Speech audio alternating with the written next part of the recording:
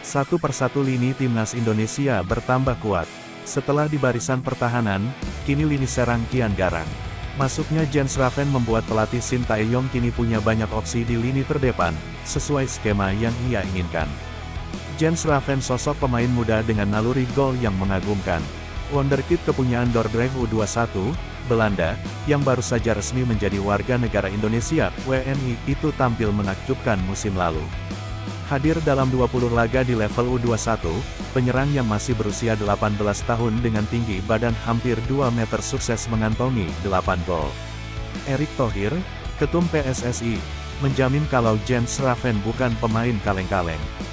Mantan Presiden Inter Milan itu hakul yakin Jens Raven akan memberikan kontribusi besar bagi timnas, baik junior maupun senior.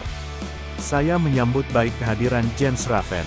Ia pemain muda untuk menambah skuad timnas, baik yang U19 ataupun pelapis timnas senior yang memang butuh pemain berkualitas, kata Erick Thohir.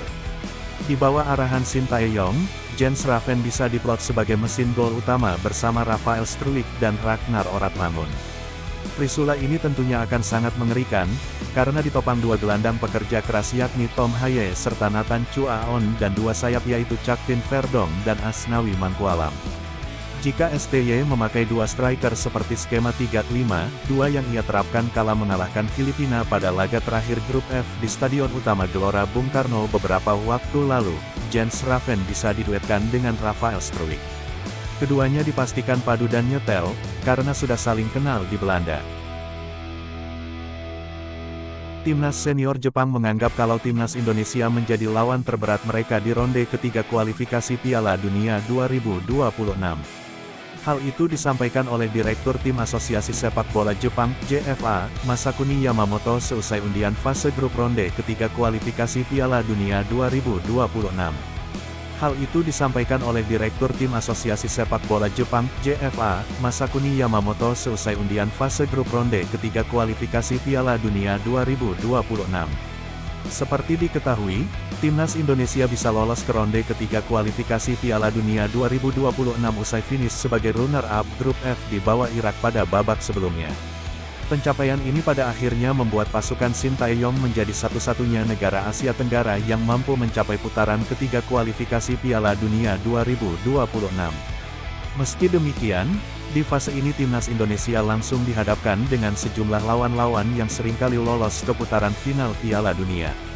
Dalam petualangannya yang dimulai September tahun 2024 mendatang, timnas Indonesia akan berhadapan dengan Jepang, Australia, Arab Saudi, Bahrain, dan China. Langkah timnas Indonesia untuk memastikan tiket otomatis ke putaran final Piala Dunia 2026 dirasa cukup sulit mengingat harus mengeklaim posisi 2 teratas grup C. Meski datang sebagai tim kuda hitam, namun negara-negara unggulan di grup C justru memandang timnas Indonesia sebagai lawan yang sulit, salah satunya Jepang. Melalui Direktur Tim Asosiasi Sepak Bola Jepang, JFA, Masakuni Yamamoto, tim Samurai Biru kini menganggap timnas Indonesia sebagai lawan terberatnya. Padahal, di grup C juga ada Australia dan Arab Saudi yang selalu lolos ke Piala Dunia di setiap edisinya, tapi kini Jepang menilai kalau timnas Indonesia merupakan rivalnya. Sebelumnya, Jepang pernah dibuat kewalahan oleh penampilan timnas Indonesia di Piala Asia 2023 yang ketika itu tergabung di grup serupa.